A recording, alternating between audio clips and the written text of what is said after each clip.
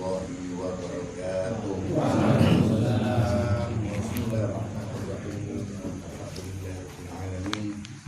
Allahumma salli ala sayyidina Muhammadin wa ala alihi wa sahbihi ajma'in, amma ba'du. Alhamdulillah niku sampun dijelasaken masalah Syarah Al-Hikam dari makalah 106 sampai 110. Sing menika mugi-mugi beto kefahaman dhateng kula panjenengan sedaya dan menambah keyakinan kita, kesadaran kita kepada Allah Subhanahu wa taala. Selanjutnya kula mencoba ingin mengulang dari nopo sing disampaikan Ustaz Mustaqim menika.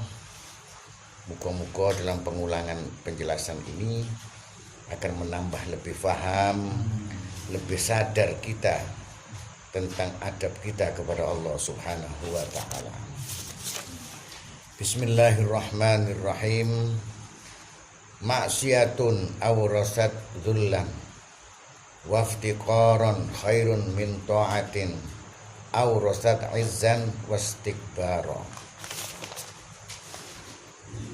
Maksiat atau perbuatan dosa yang menimbulkan rasa rendah diri dan membutuhkan rahmat Allah itu lebih baik dari perbuatan taat yang membangkitkan rasa sombong atau ujub dan besar diri, yakni bangga.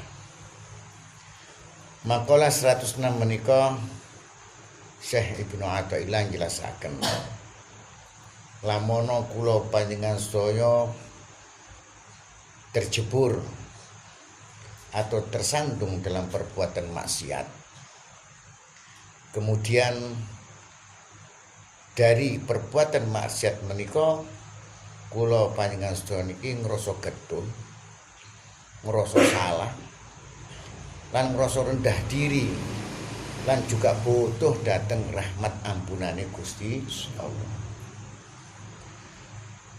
Niku terus Syekh Ibnu Athaillah luwih apik keadaan sing kaya ngoten niku. Ketimbang kula sampean nglakoni taat nang Gusti Allah tapi nggawa rasa sombong, nggawa bangga, nggawa gedhe awak. Taat nang Allah tapi atine sombong, maksiat nang ngene Gusti Allah tapi merasa dirinya rendah dan mengharapkan ampunan Allah. Sing luwih apik sing maksiat iki. Tapi maksiat sing kados pundi? Tiang sing kados ngoten. Tiang yang melakukan maksiat mantun ngoten tiang niku ngrasa getun. Mantun ngoten tiang niku ngrasa sedih, ngrasa rendah diri dan mengharapkan ampunan Allah. Berarti, nah niki lho sampean cekel iki. Tiang sing nglakoni maksiat itu gak ono niat sak temen-temene nglakoni maksiat. Lah lek diukur kabeh maksiat, belum tentu wong nglakoni maksiat iku gedhe. Malah wong nglakoni maksiat bangga-banggaan iku kuwatah. Contoh mawon. Sakniki misale maksiat napa nggih? Maksiat mabuk-mabukan, minum. Wong nglakoni maksiat ngombe sak botol niku haram napa mboten? Haram. Ngombe sak centung niku haram napa mboten? Dan sifatnya maksiat. Tapi wong sing ngombe sak botol iki mang gak ngrasa getun malah bangga. Aku iki entek sak botol. Lho berarti maksiate gak nggawa getun. Krana apa? Krana wong iki mang sing nglakoni maksiat benar-benar niat untuk melakukan maksiat. Jadi sapa ni wong sing nglakoni maksiat dengan niat yang sungguh-sungguh tidak akan membawa penyesalan. Tapi wong sing nglakoni maksiat krana gak sengaja, sifate kuwi wis ditakdirno ambek Gusti Allah, mesti wong iku nggawa getun. Apa maneh bahasan kitab niki, kitab Al-Hikam, khususnya keterangan niki kanggo wong salik. Mosok wis salik ana duwe niat maksiat kating ana niat ati kating nglakoni maksiat. Padahal salik iku wis mlebu kelakuan-kelakuan ati. Niat iku termasuk lakune ati. Lele wong salik berarti noto atine ojo sampai lakune ati iki ojo sampai niati ati iki Mangkane jare Syekh Ibnu Athaillah, lamun wong salik sing wis gak ono niat atine iku niat nglakoni maksiat. Tapi Allah Subhanahu wa taala nakdirno wong iku mang nglakoni maksiat. Akhirnya wong iku mang nggo getun, ya Allah. Lha nopo kula niki sampai maksiat? Rendah diri di hadapan Allah, mengharapkan ampunan Allah. Njuk sepuro mengharapkan ampunan rahmat Allah, njuk sepuro njuk disaaken nyambe Gusti Allah, ya Allah, sampeyan saaken kula ya Allah, sampeyan sepuro kula ya Allah. Wong sing nglakoni maksiat iku luwih apik timbangane wong sing nglakoni ibadah tapi wong iku ujub yakni bangga, riya yakni memuji dirinya sendiri, sombong artinya sombong. Apian wong sing nglakoni maksiat mang dudu maksiat sing apik. Apian wong sing nglakoni maksiat iku mang mari ngono wong ngrasa rendah diri di hadapan Allah, ngrasa salah, ngrasa getun lan mengharap rahmat ampunan Allah. Wong kelakuane wong iku luwih apik timbangane kelakuane wong sing taat tapi atine riya, ujub, sombong. Paham nggih? Makanya kita jangan sekali-kali, ini satu hikmah, pun sampai sekali-kali ngelakoni ngelok wong ngelakoni maksiat mau dicap elek, belum tentu wong ngelakoni maksiat mang lek gak nggawa tambahan. Lan ojo gampang muji-muji wong boleh wong taat nang Allah ketok. Belum tentu ketaatannya ternyata sebagai jalan menuju kepada siksa Allah yakni neraka. Karena apa? Karena kesombongannya, karena ujubnya dan sifat-sifat tercela yang lain. Jadi kula sampean iki krana ngaji hikam termasuk wong salik. Kula wong salik, sampean wong salik. Jadi yang dimaksud wong sing nglakoni maksiat sing apik lek nggawa akibat wong iku rendah diri. Ngakoni salahe njaluk sepuro ambek Gusti. Iki luwih apik timbangane ana wong salik taat, salik taat tapi adine bangga, adine riya, gowo nang sombong, apian salik sing nglakoni maksiat iku. Tapi wong salik nglakoni maksiat itu ya napa? Tidak dengan niat yang sungguh-sungguh. Sama diteni ya. Dadi lek ana wong salik nglakoni maksiat iku iso diarani tapi gak kabeh salik lho. Iso diarani dhek nglakoni maksiat dudu niat teko atine. Soale wong salik iku wis njaga ati. Ngoten lho. Lah lek ana wong salik niat nglakoni maksiat teko atine berarti dudu wong salik. Wong salah iku jenenge. Ya. Terus mari ngoten ana wong sing taat. Wong salik taat.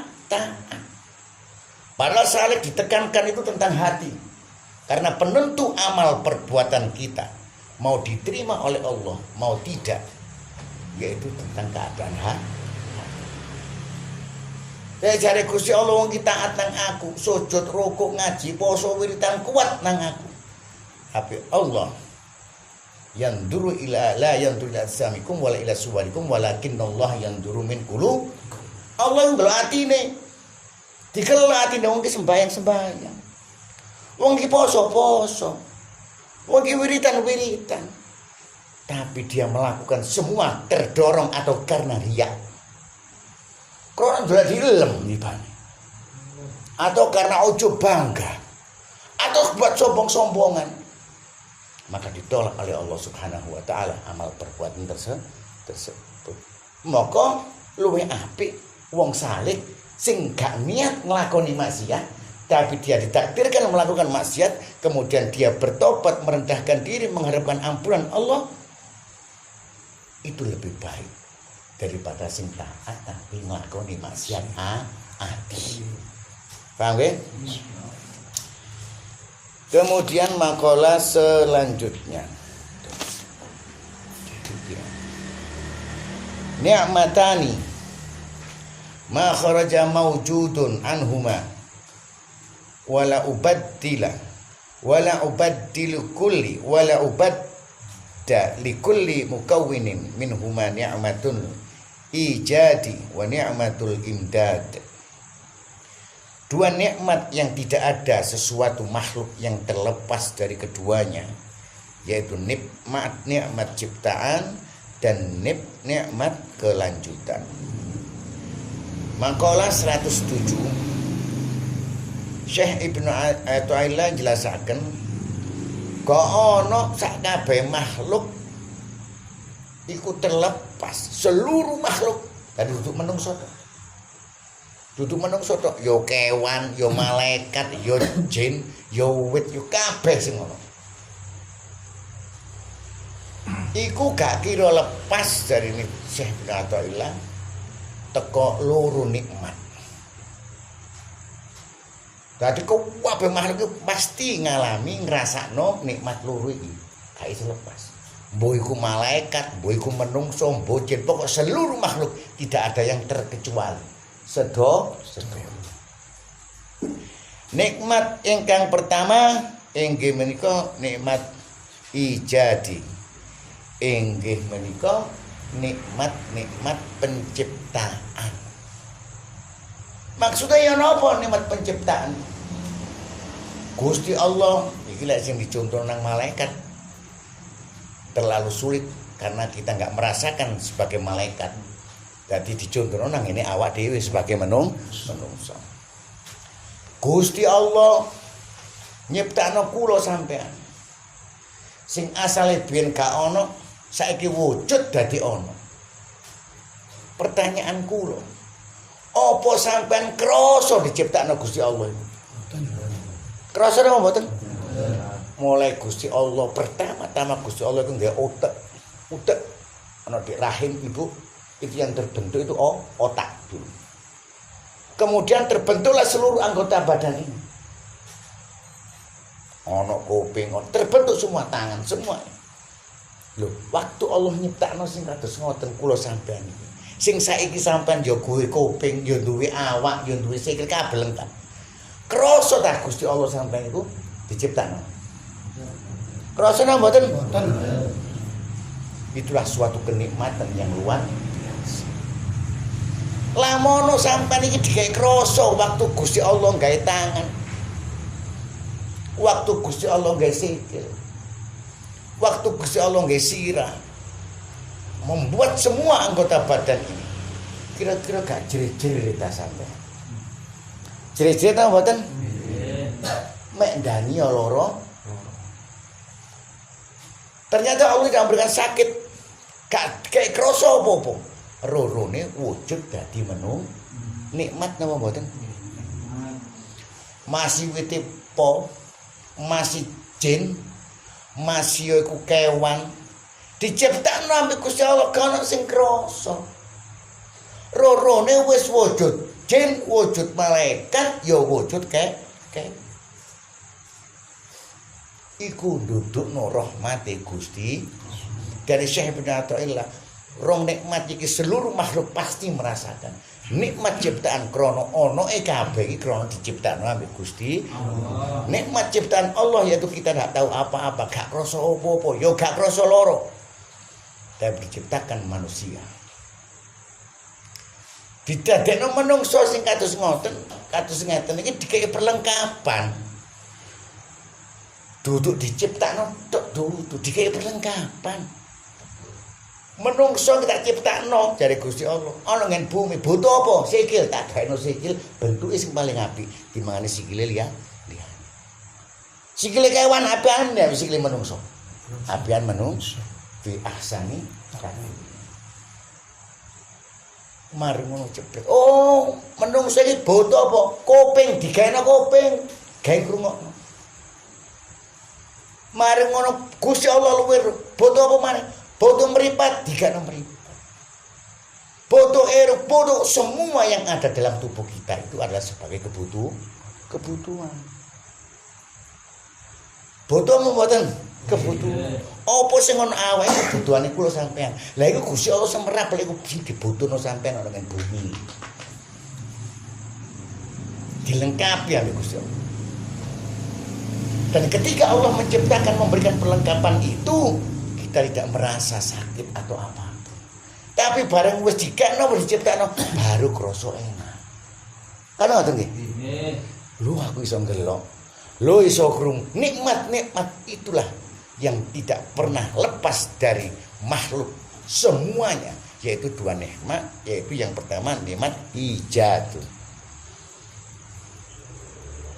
Lho sampeyan aja muni gak nikmat lho niku. Nikmat.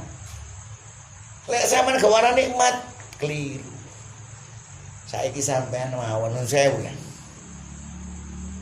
Moto kelilipen. Kelilipen cewili bledok niku ya. Loro kabeh napa mboten? Nggih. Nyiksa napa mboten? Kenapa dibilang siksa? Karena kenikmatan itu tidak ada.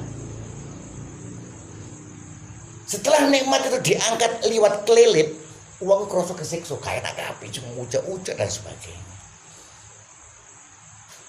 Apa maneh sing dadi ketok sampeyan? Siksa napa mboten? Sampai gak diketok mripate siksa napa mboten? Siksa. Sangir ro iki sego goreng ya. Ro iki sego rawon. Gak ketok. Walaupun erone iso dirasakno. Apa maneh ketok arek wedok sing ayu-ayu. Gak ero, dianggep padha ae. Soale gak berarti melek moto iki nikmat napa mboten? Nikmat. Krasa sampean dikek nikmat.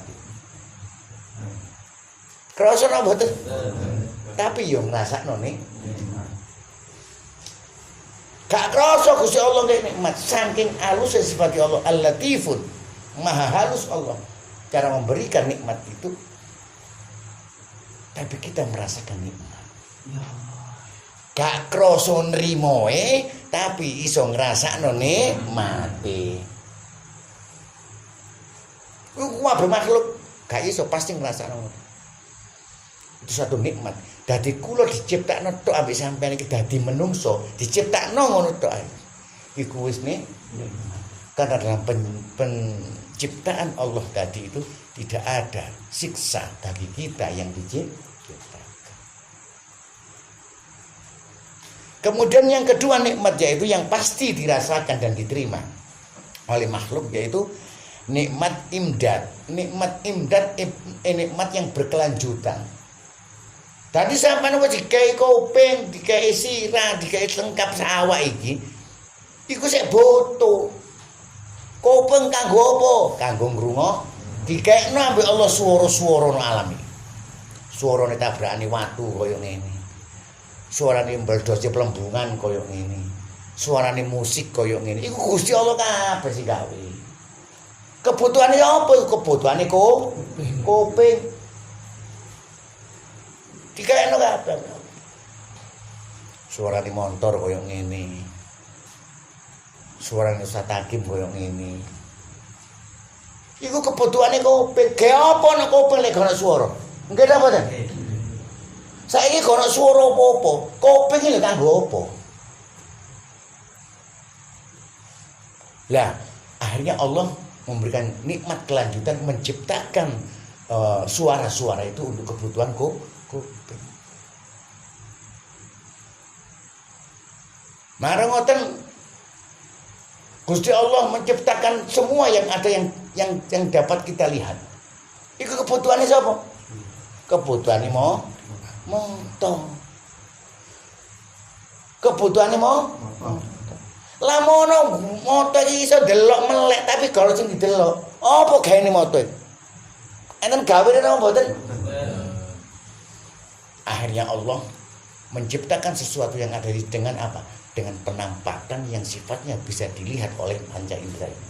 Karena itu sebagai kebutuhan mata. Jika enak mbek Gusti Allah. Ngarep ngono weteng. Yo ono cangkem gandengane. Iki yo butuh kebutuhan. Apa itu? Makanan dan Dikekna Gusti Allah gawe banyu. Gusti Allah gawe wit segala macam tumbuh-tumbuhan yang mana di situ ada yang bisa dimakan. Ada yang bisa diminum seperti air apa semua ciptaan itu. Untuk apa? Untuk kebutuhan perut. Kira-kira ana weteng. Tapi gak ono sing kena dipangan, ya gak ono sing kena diombe. Ki apa ana weteng? Kira-kira dadi apa weteng? Enggak. Tuh, Gusti Allah itu memberikan kenikmatan kelanjutan setelah diciptakan semua perlengkapan manusia di bumi ini dengan pandangan, dengan penglihatan, dengan apa yang semua yang ada, dengan pikiran semuanya. Gusti Allah itu ngekei kebutuhan ini, ini kebutuhan imdad, kelanjutan. Setiap makhluk itu akan merasakan itu. Uwit ya. Ketika diciptakan dari uwit gak kerasa uwit moro-moro cokol. Iki butuh apa? Butuh banyu, Allah yang diane banyu. Butuh sengenge, Allah yang sengenge. Butuh angin disediakan oleh Allah Subhanahu wa taala. Itu nikmat kelanjutan. Kira-kira uwit kono banyu urip apa mati? Berarti tidak ada nikmat kelanjutan. Maka hikmah dari makalah ini bahwasanya yang disampaikan Ustaz tadi, benar-benar kita hidup ini bergantung kepada Allah Subhanahu wa taala. Ojo sampai begedut bahasa ini. Soalnya urip kene apa jarine Gusti? Mulai gak ono dionokno boto Gusti. Wis ono sing boto ame Gusti Allah dengan nikmat kelanjutan. Dan semua nikmat itu yang menyediakan, yang sanggup memberikan adalah Allah. Ada hikmahnya di sini. Urip aja beget. Karena kita tidak bisa hidup sendiri kecuali hanya dengan pertolongan Allah Subhanahu. Dan bisa diambil kesimpulan bahwa hakikatnya hidup kita, hakikatnya sejati ini atau zat makhluk adalah zati awak dhewe menungso alam kabeh iki atau bisa dikatakan sifat asli daripada makhluk adalah sifat asli ini. Kemudian makalah selanjutnya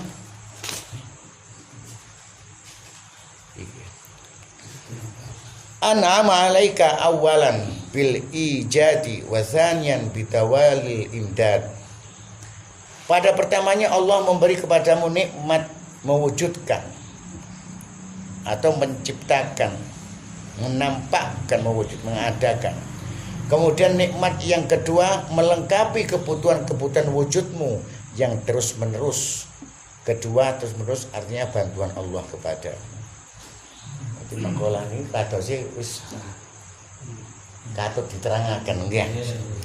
Kemudian makalah selanjutnya faqatuka laka dzatiyatun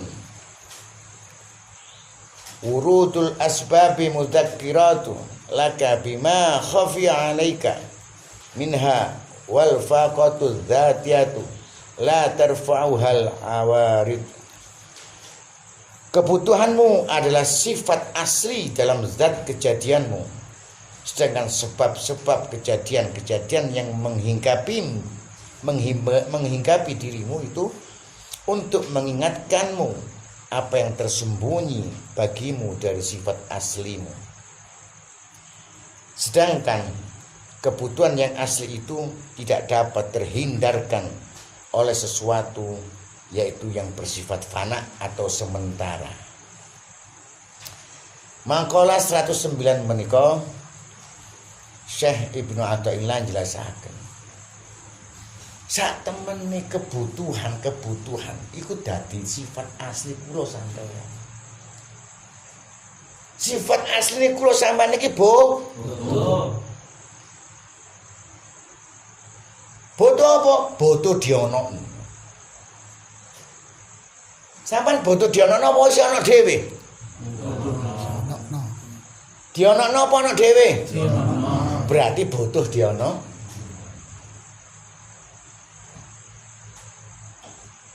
Kula sampeyan iki butuh dionokno. Sapa sing iso ngono? Gusti. Lah mono kula sampeyan iki gak dionokno ambek Gusti Allah. Kira-kira ono? Lah saiki ono. Berarti kula sampeyan iki ono. Berarti kebutuhan kula sampeyan iki wis dipenuhi wis dikae ambek Allah. Yaiku diono. Paham nggih? Iku ndudukno. Sifat asli kula sampeyan iki ngono. Butuh.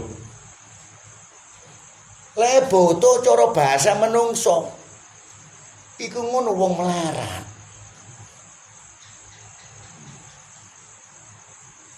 Sing diarani butuh iku wong iku bahasa kula sampeyan. Saiki misale ya, sampeyan iki sugih. Kate dum-dum zakat atau duit. Sampeyan ngekei wong sugih apa wong melarat? Apa sampeyan ngekei wong melarat? Soalnya wong iku butuh ambil zakat lima kan ngoten nggih. Kira-kira sampeyan dum-dum wong sugih wong apa kok gak gelem? Soalnya gak butuh. Tapi jare Syekh Ibnu Athaillah, kula sampeyan iki kabeh iki butuh. Sifat asli niku butuh. Tapi nggih ngoten dari Syekh Ibnu Athaillah. Kebutuhan-kebutuhan nopo sing dari sifat asli kula iki gak ono sing iso nutupi kebutuhan iku karena semuanya itu bersifat sementara. Contoh, jika bingung sampeyan ya. Sampeyan iki butuh kan kuwataken butuh ku sampeyan gak titik lho ya butuh ku akeh. Apa iso ditutupi kebutuhan kula sampean sing kewatah iki dengan sifatnya sementara gak saged. Wis ngene wis. Saiki kula sampean luwih. Nggih. Butuh napa? Butuh? Apa iso mangan iku ngilangno luwih sak lawas-lawase? Mboten. Gak iso kan? Saged mboten? Mboten. Gak iso kan berarti. Kedudukan. Mungkin diurut teko lurah, camat, nang bupati. Katakan itu kedudukan. Sampeyan butuh kedudukan. Terus sampeyan dadi lurah atau dadi bupati atau dadi camat dadi apa? Apa cukup ikut menutupi kebutuhan sampeyan? Tidak cukup. Karena tidak selamanya kula sampeyan iki dadi lurah, dadi carik, dadi apa gak iso selamanya. Berarti yang bersifat sementara napa mawon iku jenenge makhluk.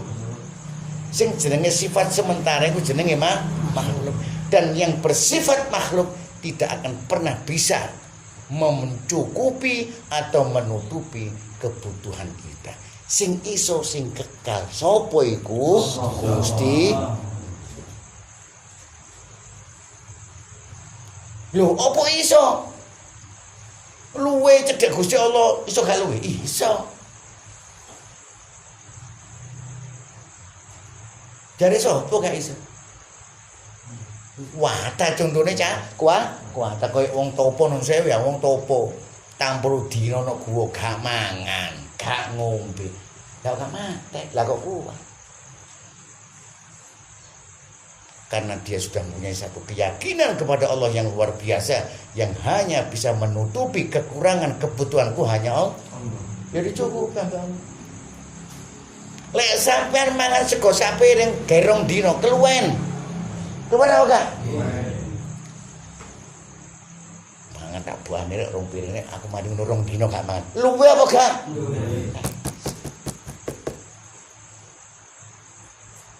Sampai ono wong topo atusan tahun yo gak mangan gak ngombe yo gak lu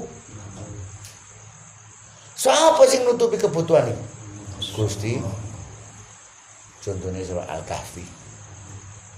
Turut tok 350.000 tahun, 350 tahun ya. 350 tahun turut tok. Gak mangan, gak ngombe, gak ngomong, yo gak krungu, yo gak ngelok.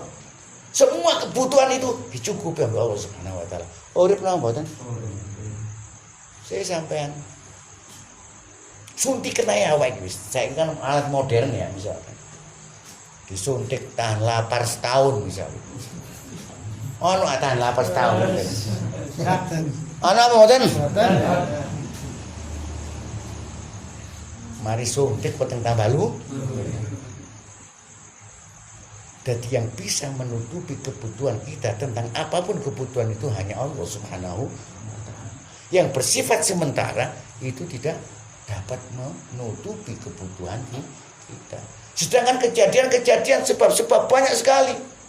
Sing iku iso nglalekno kula sampean kepada Allah Subhanahu wa taala. Contoh, ketika sampean iki butuh, katakan butuh omah ngono nek duwe omah butuh.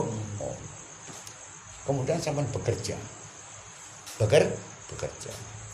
Dan kemudian bisa membuat rumah atau membangun rumah itu. Iku iso nglelekno bahwa Gusti Allah sak temene iku sing nutupi kebutuhan. Tapi wah, koyo aku mang gak ngambut wae.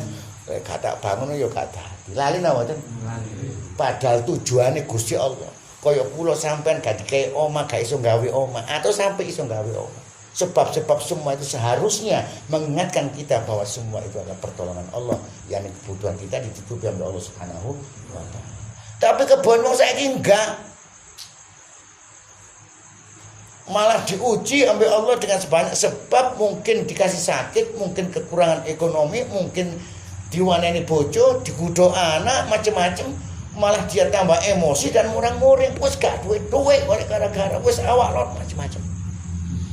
Padahal sesungguhnya saat itu kita itu diingatkan oleh kon niku ilingo nak, bahasa anak nang ngene bapak nang anak ngono. Ilingo bahwa kon iki gak iso apa-apa, kon iki bergantung ambek aku, kebutuhanmu ya hanya aku yang bisa menutupi. Allah apa murang-muring.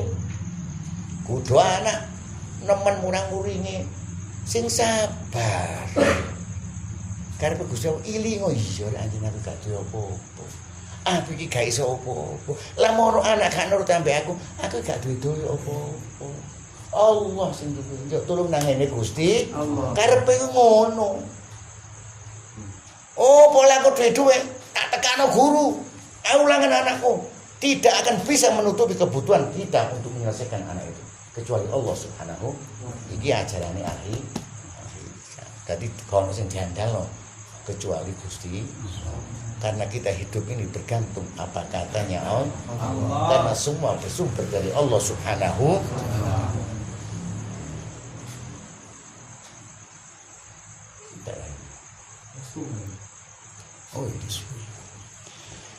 Kemudian selanjutnya khairu awqatika waktun tashhadu fihi wujuduha faqatika wa turaddu fihi ila wujudi dhillatika.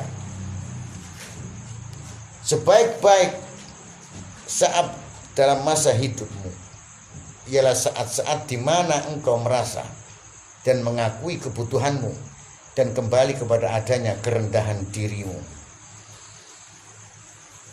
Makalah 110 Syekh Ibnu Athaillah menjelaskan khususnya bagi seorang salik dan umumnya bagi semua umat Islam, seapi-api menungso, waktu yang terbaik bagi semua manusia ketika manusia itu merasa rendah di hadapan Allah, ngakoni lah lagi butuh nang Gusti. Iku seapi-api wong. Kaya kula sampean nggih nungsoe wong saleh tapi gak tahu ngakoni kerendahan dirinya di hadapan Allah. Gak tahu ngakoni bahwa Allah ini tempat segala-galanya. Gak tahu ngakoni. Kapan kula sampean ngakoni ku? Gak tahu ngakon, ya Allah. Kula niki mboten enten napa-napa. Setelah menyadari bahwa semua kebutuhan hanya Allah yang bisa memberi dan dari Allah Subhanahu wa taala. Dia kok ya Allah, kula niku saged napa-napa. Kula urip niku apa jare sampeyan ya Allah. Rendah diri di hadapan Allah. Kemudian dia selalu mengakui tentang kebutuhan itu darimu ya. Kebutuhan ini hanya engkau ya yang bisa memenuhi. Tahu kaya ngoten. Lho terang-terangan mawon. Ngene darane salib tekan ndi. Makane darane dieling nama Syekh bin Athaillah, "Sapi-api awakmu kabeh wong salib." Ngakoni lek kon iki butuh nang ngene Allah, akono lho awake butuh nang Allah. Sementara kita tertutupi oleh alam benda-benda koyo lali butuh nang Gusti Allah, tapi butuh ambek benda-benda. Kaya apa? Aku gak butuh Gusti Allah, butuh omah iki benda. Aku gak butuh Gusti Allah, butuh motor iki benda. Aku gak butuh Gusti Allah, butuh duit. Ini sudah menjadi kesyirikan dalam ketauhidan kita. Gak merendah nang Allah, merendah nang selain Allah, yaitu kepada dunia. Makanya kebon wong saiki lek ambek wong soge, wah monggo. Lek ambek wong gak duwe ngene.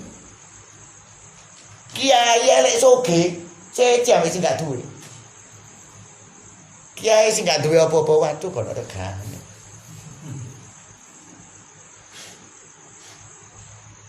Tapi kiai sing duwe alpat seje, sangure seje.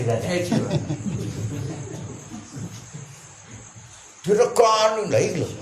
Karena mereka yang memandang orang baik itu kiai ataupun orang biasa, yang dilihat itu bukan masalah kerendahan hatinya, butuhnya kepada Allah, tapi karena hatinya telah terpikat oleh dunia sehingga orang itu pandangannya terhadap nilai dunia.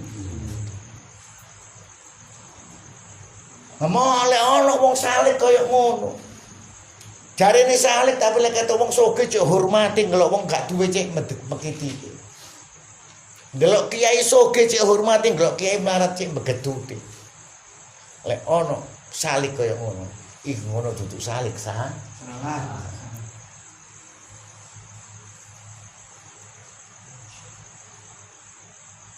Lek wong saleh yang sungguh-sungguh justru pandangannya itu tidak memandang pada dunia yakni berbentuk kekayaan atau kedudukan, tapi yang dilihat adalah kebersihan hati seorang yang dilihatnya, apakah dia itu tunduk kepada Allah atau tidak. Memang mata kepala ini nggak bisa melihat hati seseorang, tapi rasa dalam hati ini bisa merasakan orang itu bertakwa ataupun tidak. Sampe masuk gak iso ngrasakno. Lek jarine wong saleh iku ero, gak usah dikandhani. Ana wong iki ikhlas gak ikhlas iku bener, gak iso ngelok ngotohe, gak iso ngelok. Sopo sing iso ngelok ikhlas gak ikhlas nang atine wong? Sopo sing iso ngelok? Betul. Tapi hati ini merasakan gak enak. Gak ibaratnya itu. Sampai iki dikai wedang nggak usah takim. Kopi Arab ngono ae.